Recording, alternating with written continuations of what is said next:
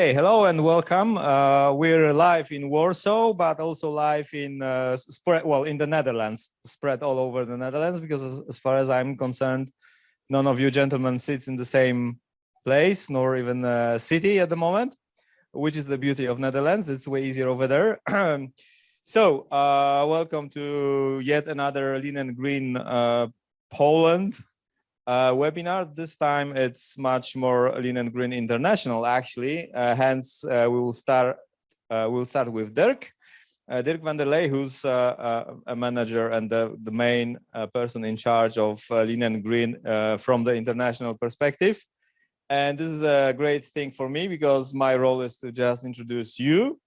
So let's do it. We have people here in the room. We also have people connected online.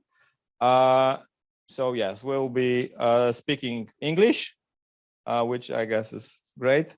If there will be questions, I will gather and translate the questions. Let's see if we have time. If not, I will gather and clarify it with our guests later on. So without further ado, Dirk, the floor is yours. Okay, then well, welcome everybody, and Matthias, thank you very much for this opportunity to present Lean and Green International. Is my screen viewable for you? Can you see my screen? Yes, perfect. Yes. All right, excellent. So an introduction to Lean and Green International, a carbon reduction program for logistics, serving both shippers, logistics service providers, and retailers. In the core, we are a recognition program. We hand out certification in the form of Lean and Green stars for achieved carbon reduction in your logistical process, which has been verified by an external certificator or accountant.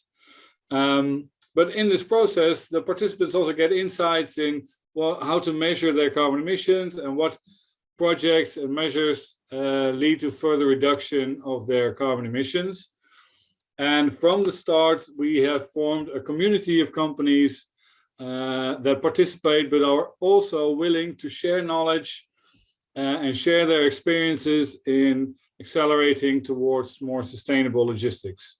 I think that's an important part of our program, not just being a recognition program, but also a community sharing knowledge.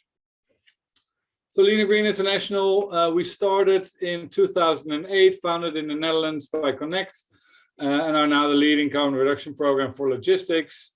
We have a community of over 500 participating companies throughout Europe and North America. Recently, we added the United States and Romania to our national programs, which are now 17. And there's also an international program for companies that want to participate with an international scope.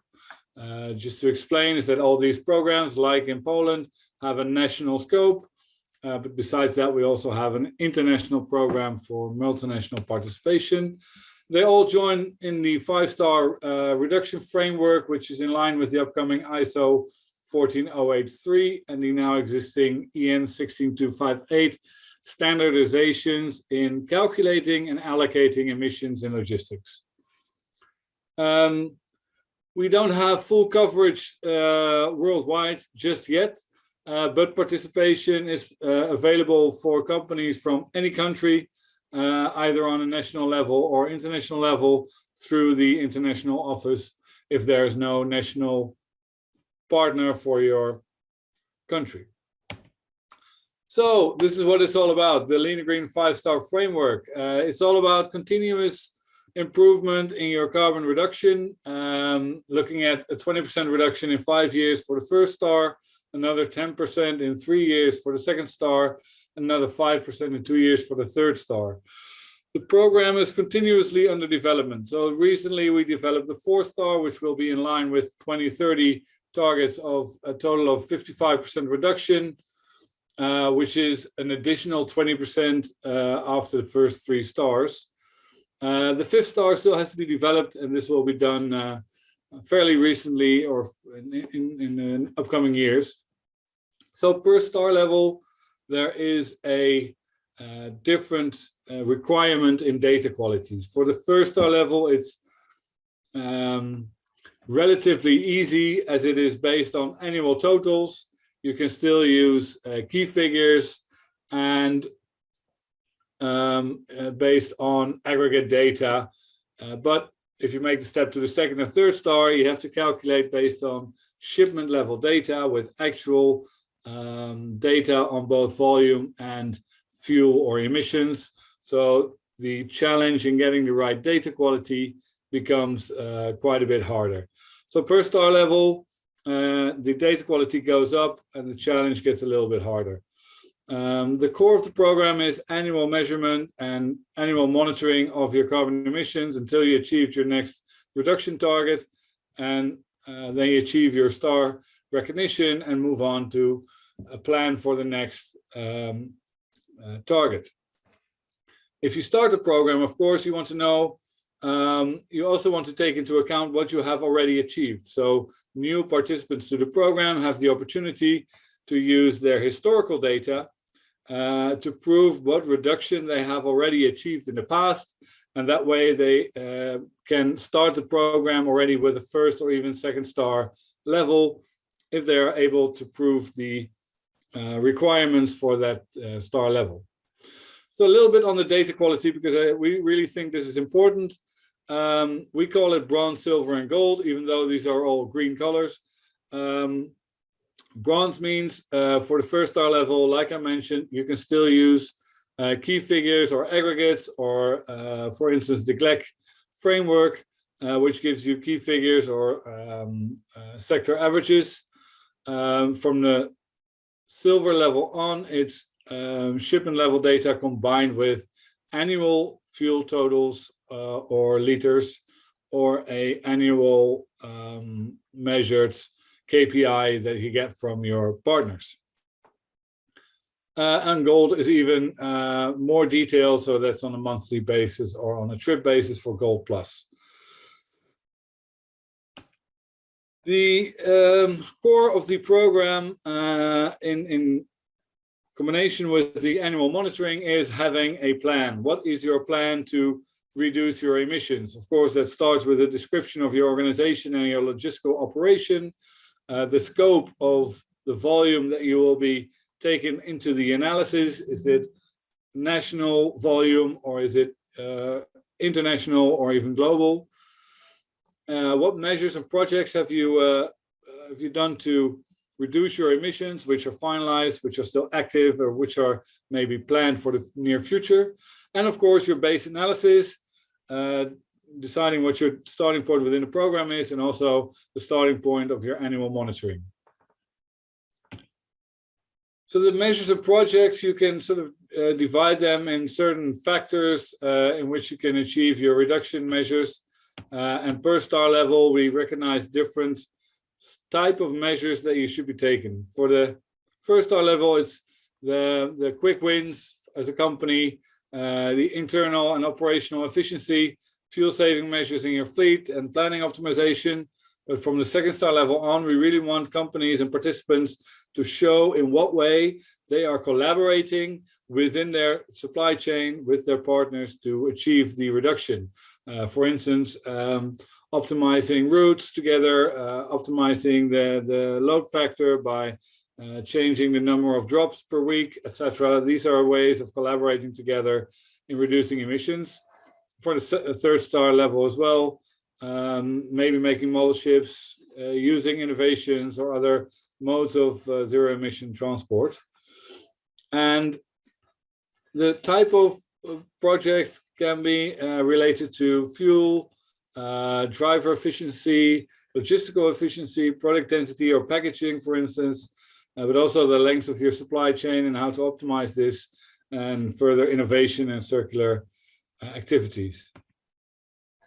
Of course, participants get support from the Lean&Green program through introductions like these, by sharing all the documentation that you need. But we always start with a kickoff.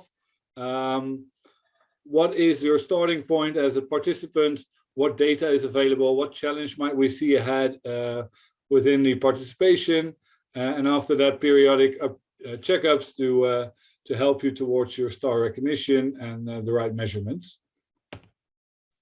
So the annual monitoring cycle is about the scope. Every year you look at what is the change in my volume or the scope of my analysis, update your reduction projects, and of course do a new annual monitoring analysis of your carbon footprint.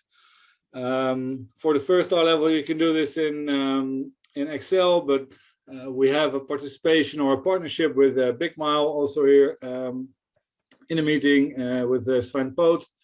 And Big Mile is a cloud-based software tool to calculate carbon emissions in an elaborate way. And a basic version is available for Lean and Green participants to do their annual analysis.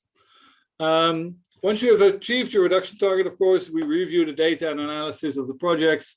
And after an external audit or verification of the data, you can celebrate your new star level and start again with the target for the next star. So I will skip this one because I think Sven can explain better how Big Mile works and what it's all about. Just something that how we relate to the upcoming rules and regulations in Europe. Of course, the general reduction target is now 57 in 2030. A large part of that is standardization in calculating and allocating emissions in the form of the upcoming ISO 14083, or the just released ISO 14083, I must say, I think. Also carbon pricing as a part of the Green Deal plans, carbon border adjustment mechanism, and of course the CSRD reporting directive that it will be active in 24-25, in which case the carbon emission accounting will become standard in the very near future. Really quickly on the CSRD and how we look at this from a Lean and Green perspective. Like I said, almost in 24-25 companies will need to start reporting, which are over 50,000 companies in Europe. But not only these companies will notice this, also the companies that work with these companies, so the smaller companies will notice this as well. More and more information will be available later this year. There's a few highlights that I would like to point out in the CSRD and how it relates to the Lean and Green program. Just going through it a little bit quickly, time-wise. Part of the CSRD is that you need to disclose your targets. So what are your reduction targets? It's not just a measurement, it's also setting targets. So this is in line with what we do with Lean and Green. You need to track your effectiveness. You need to track your, monitor your achievements. You need to have, you need to disclose not just your emissions, but also the methodology and the percentage of primary data that you've used for your analysis. So I think that's really important to know that it's, especially because this will be audited as well, that the auditor will look at what is the percentage of emissions calculated with primary data and what methodology has been used for your emissions. Especially for large shippers, the primary data on the logistical process is not always available, and this will be becoming more and more important in the near future, and collaboration will be a large part. Sharing data on this carbon emissions will become very important in the near future, and to make the carbon emission calculation possible for CSRD. So scope 1, 2, 3 is just a quick reminder for transporting companies, mainly scope 1, but everything they outsource is scope 3. And of course, for larger shippers, most of their transport, if they don't have their own assets, is scope 3. And often we find that transport is a very material part of the carbon emissions for larger producers and shippers. So why do companies join Lean and Green? Showing that they take responsibility against global warming with actual reduction and not just offsetting. It's becoming more important in the hunt for talent, but also the growing customer awareness. And we also hear more about activism in boardrooms and sustainability becoming more part of strategies and risk management And the last one, of course, if you say anything about the achievements in sustainability, it's best to do so with the verified results, like with Lean&Green. All right, exactly 15 minutes. I hope that was clear. I'm not sure if we take any questions, but hopefully Matthäus will be able to answer those. Thank you, Dirk. I'll do my best to answer all the questions, I think, when we finish all the 3 presentations. Okay. Thank you. And now let's move on to Sven. Thank you, Dirk. All right, then I will share my screen. Okay.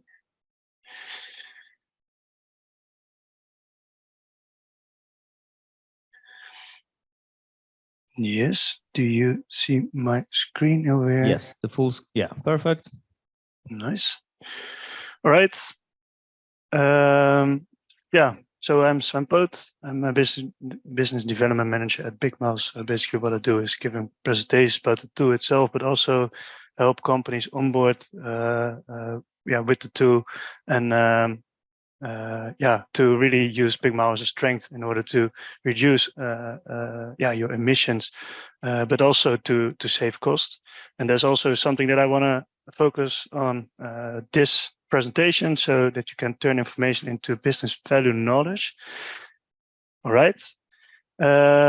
So first I want to talk about the picture that you see here at the right. As long as a business can continue, then it's all right. We don't worry about emissions, and we at Big Mouse, but I think also at Lean&Green and also at Top Sector Logistics, and also I think at ECR Polska, do not agree with that. We actually want to combine both. So basically reducing your emissions, but at the same time also improving your business activities, and also save cost in that sense.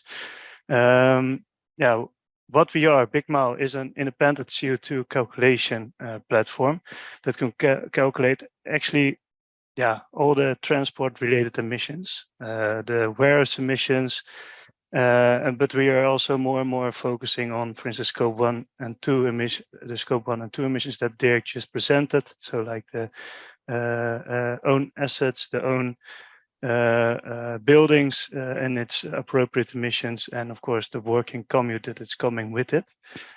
Our strength is really to allocate the emissions to, for instance, a specific customer, a specific subcontractor that logistics provider might use, a specific product, and even on the lowest level per shipment. It should be on a regular basis that you are report your emissions, and so we try to make it as simple as possible that you can use our tool very, very quickly, very easy. And really the goal is also to optimize your carbon footprint, and we can help you with that by providing good visualization of your carbon footprint, where you can really identify the emission hotspots. So where does it hurt basically in your operations? Last but not least, we are also in compliance with the laws and legislation. So Dirk already said something about the CSRD, but in terms of emissions reporting, you can use Big Mouse for us. And we are also in compliance with the ISO 14083, where we are present in the steering group.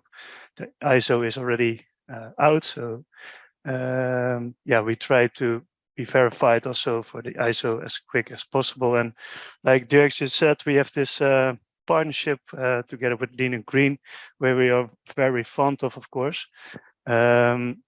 So every Lean&Green participant can use Big Mouse as an instrument, and then they can get recognition with Lean&Green in the form of such a star.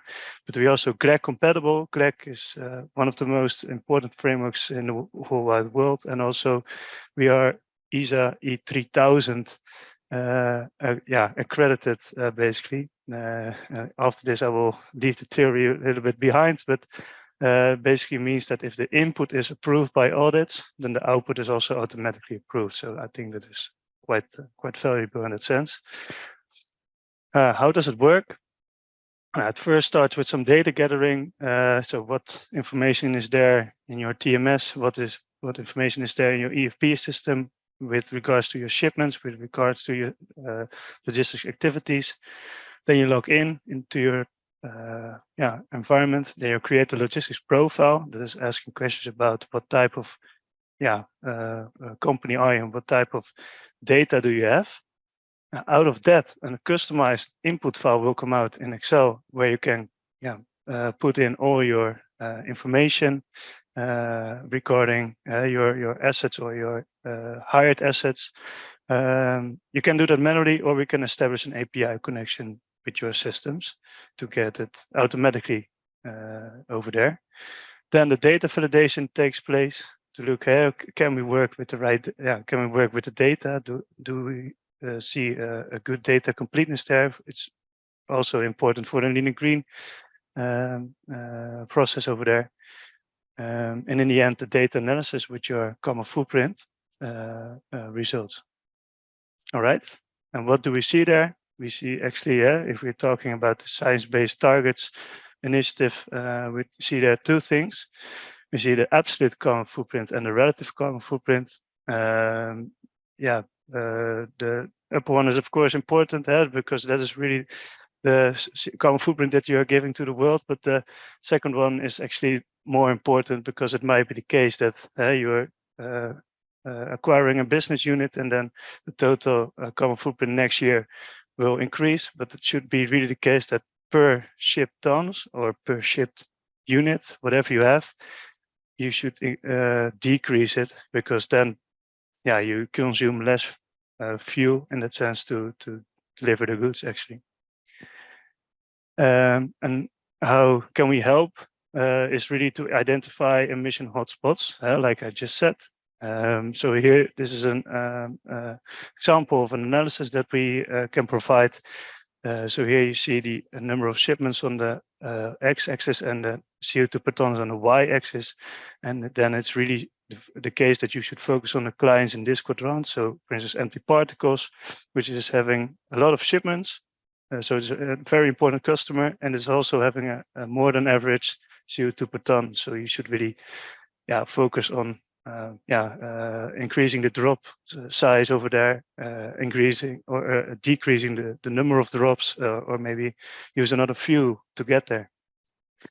And how do our customers really use or to really get the right business knowledge? We have actually 3 customer use cases. I will discuss them quickly. We have to improve truck layout and hub analysis, and also intermodal choices. So they use Pigmal to calculate these scenarios.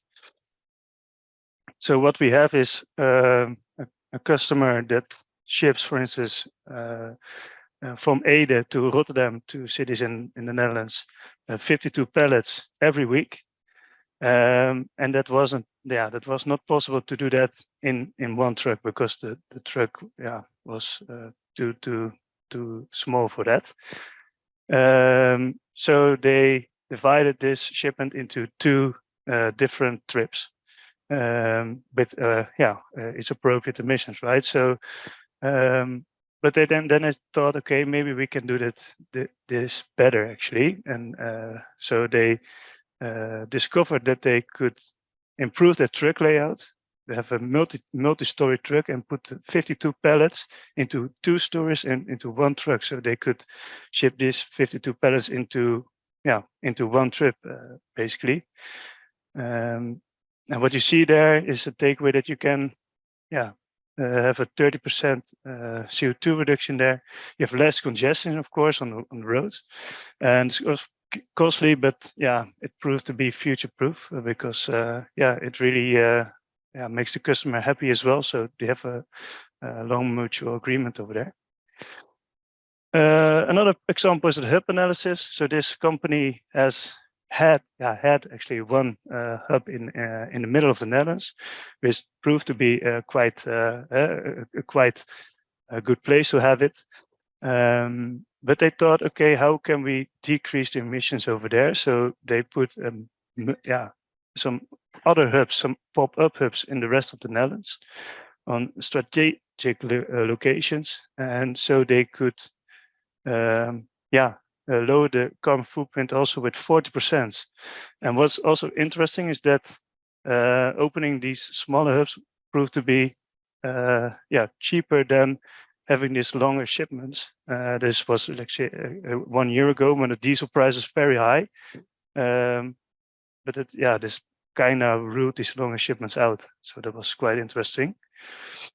Then we also have the intermodal variant. So this is a customer that had this very long shipment from Greece to the Netherlands by truck.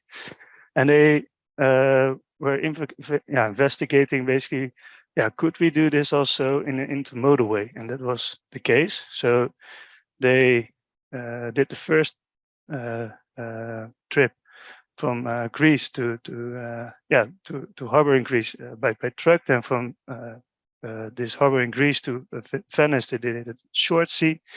Then from Venice to Cologne, they did that by train, and the last part by truck again. And what's mesmerizing, in my view, is really the 70% CO2 reduction that you can achieve over there.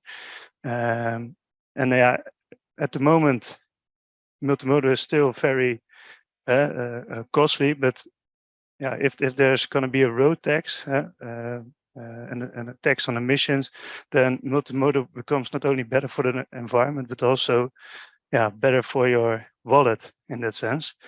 And of course, this is really focused on the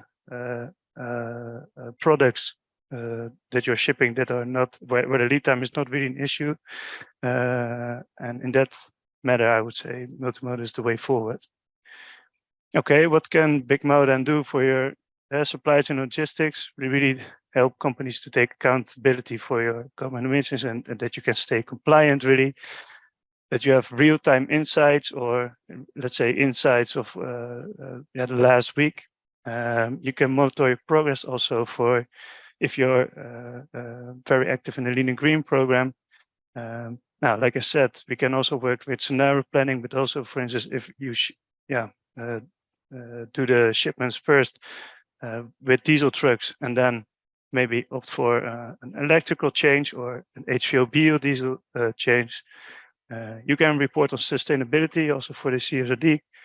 And it's really your core competence. So we should stay informed about the law and legislations as well. So you can, give this task to us. And of course, a very important thing is that you can get recognition in the form of a Lean&Green star. So these are customers that are currently using it. So it really varies from small companies to big companies. And that's it. That's basically my presentation. Also, I had a Q&A slide, and maybe we can postpone it to the end. Okay, thank you, Sven. Thank you for this presentation. As a reminder to everyone, Big Mind is a tool supporting calculations, attributions, and reductions of emissions, giving you insightful knowledge. It can be part of Lean&Green. It's available to all Lean&Green participants, but we also encourage to use like full-scale Big Mind edition to optimize your business day to day. Thank you, Sven. We will have the questions later on, and now maybe let's just move to the third presentation for today. Guido, the floor is yours. Thank you. Yeah, thanks. Here we go. Let me share my screen, and then I'll. Perfect. Yes. And then here we go. So good afternoon, everybody. My name is Guido de Wit, and I'm a program manager in the top sector logistics. And I'll talk to you today about the future of footprinting from our perspective. Top sector logistics is an initiative from the Dutch government. It's a collaboration between the government, knowledge institutes, and commercial companies. And together we do research and scaling up of that research to innovate for competitive and emission-free logistics.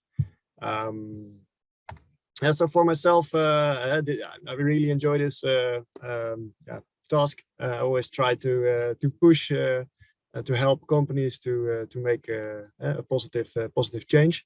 And in my program, I'm responsible for developing carbon footprinting methodology. So really allocating CO2 to certain activities or shipments, and pushing the boundaries of that each year. And in terms of CO2, I think, as Dirk and Sven told you, I think we have quite a solid foundation at the moment, especially with the new ISO standard, which is a good international step to have a clear way of how to allocate these emissions.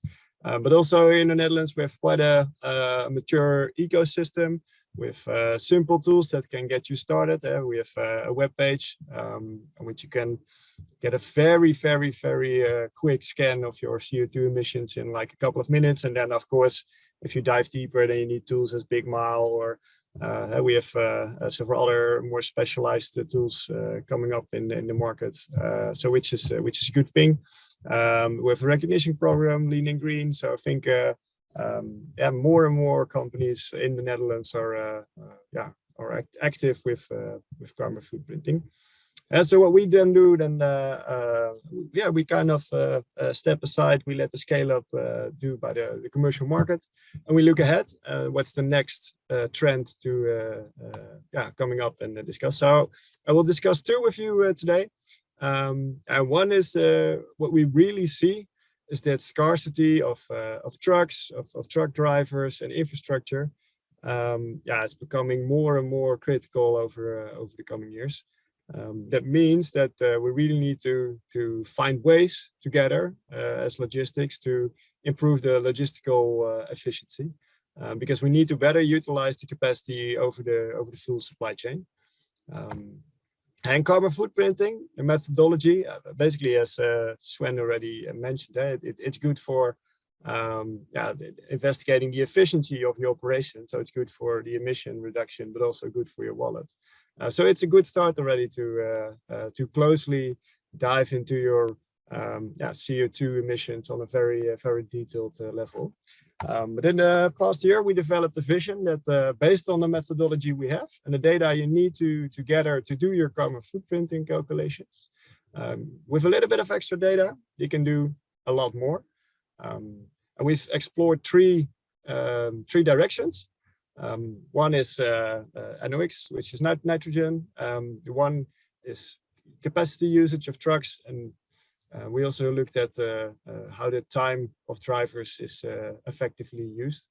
So we gathered a little bit of more data for it from your, we collected timestamps, for example, and explored what new insights does this give us, and does it bring to companies to further improve their operation. For example, together with the sandbox development of Big Mile, we made these kinds of plots, very basic in the early starts, but it really gives you new insights to your own data as a logistic company. So here we could identify what time, how the time of drivers was spent. And we saw remarkable things, for example, that drivers are structurally 2 hours early for a certain customer.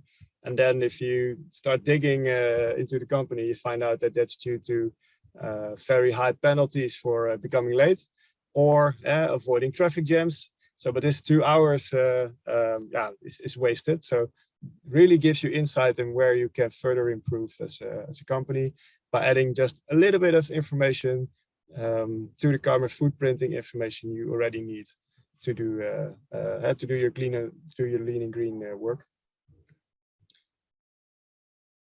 Second thing is about the time lost.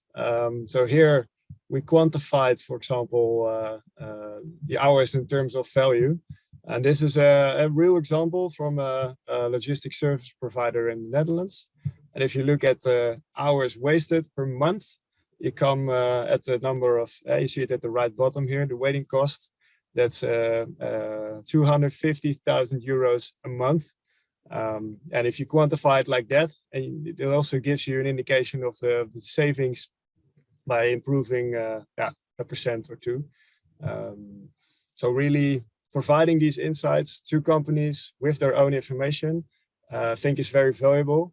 And we're now further exploring how you can structurally do this, or create IT products around it, define the proper methodology, same as the ISO for carbon footprinting. But diving into this direction on how to improve logistical efficiency is things we do. And this slide is another example.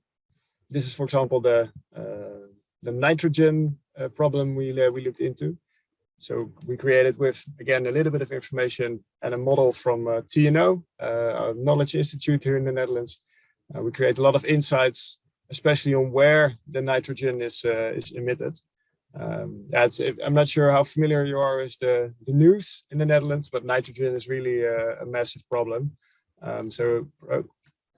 Providing insights like this in a very cost-effective way to the logistic or to logistic service providers is something very valuable, and we're looking to develop this further and make it available to the market.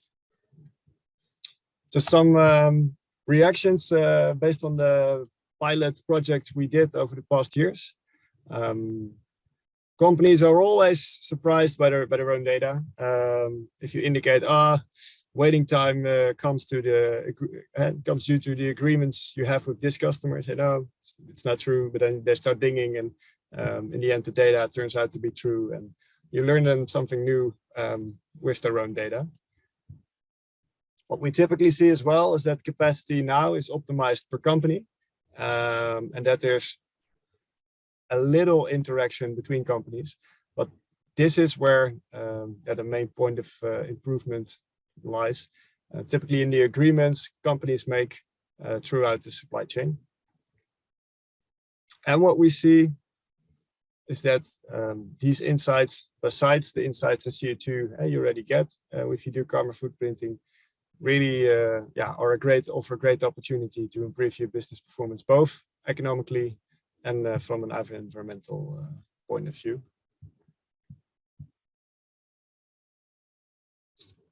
And the second thing we really see, and that's was already mentioned, CSRD, for example, is that carbon footprinting and carbon accounting will be a must for logistics companies. Not all companies will be directly falling under the CSRD, but of course we have the Scope 3 agreement, the Scope 3 demands in which you need to report on your Scope 3 as well. So what I experienced is that even very small companies, like maybe 50, 100 employees, also it depends on your size, what you think is very small, but relatively small companies are also requested to come up with CO2 numbers and sustainability strategies. So I think that all companies in the supply chain need to report on their CO2. And of course, I think as logistics, we're in quite a unique position because we connect the full supply chain. If you look at retailers, supermarkets, for example, they have many products. I was at a distribution center of a retailer in the Netherlands last week, and they have, of course, over thousands of products, and we now do a pilot project with them for a couple. So they really struggle on. And we now know the footprint of a couple of these products by really contacting our suppliers and diving in that supply chain. But how are we going to do this? How are we going to collect all this information for all of our products we have in our supermarket? And I do believe that, although I do believe that logistics has a unique position because we connect all those chains in also being the connecting part in the flow of information through these parties. So that's from that perspective, we developed the past years a methodology we call carbon added accounting. and it's a carbon accounting method to, in a very simple, pragmatic way, calculate the CO2 footprint in each step of the supply chain, and then transfer to the next step, transfer to the next step, transfer to the next step, such a way that it's easy for the end consumer or procurement manager to see what is the footprint of the product he or she is purchasing. So really building up a carbon footprint throughout the supply chain. So this carbon added accounting methodology, it's based on a value added tax-like principle, in which you look at the carbon footprint of the products you receive as a company. You look at your primary activities as a company. So, for example, transportation or a production line. That's your CO2 added. You add that to the CO2 input, and then you allocate the CO2 to the products you sell, and that gives you your CO2 output. So it's kind of the same mechanism as you have in transportation. You calculate the total CO2 and then allocate it per shipment. You do the same thing here. You calculate the total CO2 of your products and your core processes and allocate it to the products you sell. Also, we have a data quality indication, similar to what we have for carbon footprinting and logistics: bronze, silver, gold, gold plus.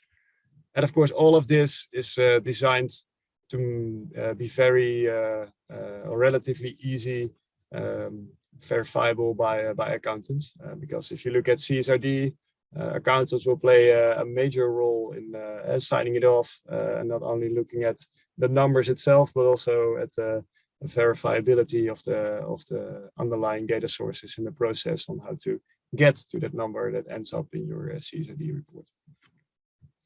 So running have 10 to 15 projects this year to see how the methodology works, and if it does indeed work for all types of products.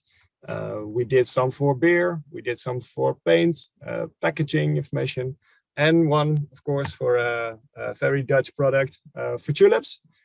So last week I was for a tulips company in the Netherlands, and we investigated their full supply chain from the grower of tulip bulbs in the various steps, including transportation and storage and the growing of the tulips to the retailer in the store. So analyze the full chain, everybody calculating its own part and then transferring the CO2 emission to the next part. And in the end, you come up with a quite reliable carbon footprint for the retailer who sells it, of course, to the consumer.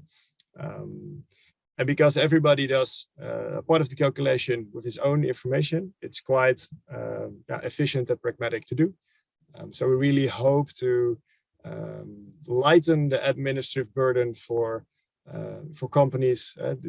So we believe in the CSRD and that you need to report. That creates a level playing field for all companies in Europe. But if you can do that effectively, efficiently, and also in a way that it provides you valuable insights for your business, we really think that the adoption will go faster and it will create more value for logistical companies. So those two things I would like to share with you. So this is what we see as the future of footprinting, and also the future of maybe the future of the Lean&Green program that will influence, and the future of Big Mile. So we really see this as the next steps in our journey, and hope to share with you the products that came out of it in a couple of years. Thank you, Ido. To our guests online, if you have any questions, please do not hesitate to ask them. Probably the easiest way will be just sending an email to my address. I have a way to read it right away, or maybe there was a chat in here, but yeah, let's see. So if there are any questions online, please send them. And I already see there are some questions in the room. So let me hand the microphone and you can hear it directly. So good afternoon, Robert Siwiaszczyk, Unilever Polska. I'm wondering about your experience with HVO fuel usage, as it's relatively low, let's say easily to implement, as it does not require, for example, such a big investment as electric trucks, sorry. So what's your view on that, especially versus the legislation, which is now, let's say, growing in the Europe, but is still quite unknown, like, for example, Netherlands versus German markets, and now specifically in terms of the Polish legislation. So what's your view on that?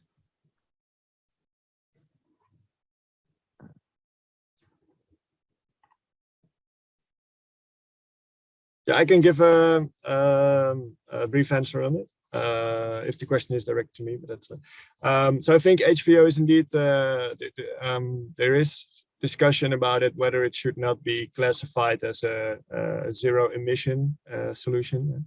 I'm not too familiar with those details, but I know indeed that that is discussion. So far, as far as I know, it's still up to debate in Brussels.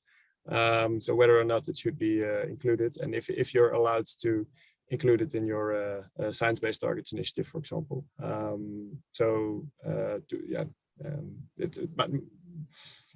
That's as far as I'm aware of the situation, and I can answer it.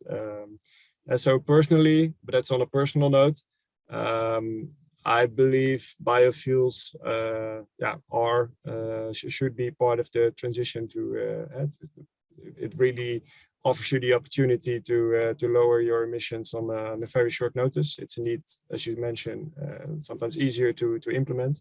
But whether or not it will be part of the, if it will be allowed for certain reportings to include it or not, I think several standards have different opinions about that. I think, for example, STBI looks at it differently than CSRD. Time will tell. Sorry. Yeah, my view on that is actually that it is really a matter of how easily it is accessible. I see there's a great network over here in the Netherlands, and it's also growing in Germany and in Belgium. And I think this is a way to go forward. Yeah, if you cannot make any more changes about let's say the supply chain planning, then I think really it should be the case that you focus on biofuels. And like Guido just said, the HVO biodiesel is I think one of the best fuels, because it decreases your emission with almost 90% immediately if you compare it to diesel. Yeah, and I think one of the critical factors will in the end be the amount of supply. And if you look at other modalities that are, so for example, short sea shipping, or that's more difficult to make the technical transition there to zero emission vehicles. So what I've seen so far is that the supply in the end will flow to those modalities and not to trucking in the long term. But same holds for waterstof, nitrogen.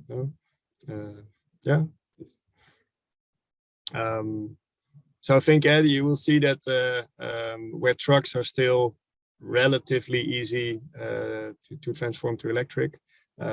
Ships, they have a lifespan of 40-50 years. I think that's in the end where the available supply will flow to. Okay, thank you. Any more questions? There is one more. Okay. Hi, it's Tomek Wcisło. I'm representing Leroy Merlin in Poland. I have a question about Lean&Green, rather. Do you differentiate between the starting points of each company? Because if a company A has an X amount of CO2 per ton and the other one has 20% less already, do they still get the star when they reduce by 20%, or is there a measurement at the very beginning? I'll take it if that's okay. Yeah, to our Dutch colleagues, they know it. We use it a lateral entry procedure. So if you are in a very good position right now, but you have data showing and proving your improvement actions in the recent history, and you can prove with the data that you've achieved a significant improvement over, let's say, past 4, 5, 6 years, and you have the data to back it, then you can actually start with the first or second or maybe even third star if you have the data. So it's not the case that every company has to start in the same place, because if we start with all companies at this given moment, every company will be in a different position. So the program is designed to accommodate for that as well. You need to prove the reduction. Yeah. And it's not the absolute level, well, the relative level to the.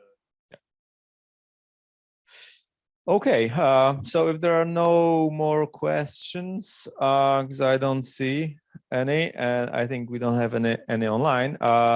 Guys, I'm looking at the screen, but talking to you guys over there. Thank you very much. Thank you for connecting with us, and that's the wordplay because of Connect, Dutch organization. Thank you. I think there will be more, lots of insightful knowledge for us, and we'll probably discuss. We need to digest it a little bit and discuss a little bit more here in the room. And I'm most likely we'll have some more questions. I'll be guys in touch with you very soon. Thank you very much, and enjoy nice weather in Netherlands for today. Thanks.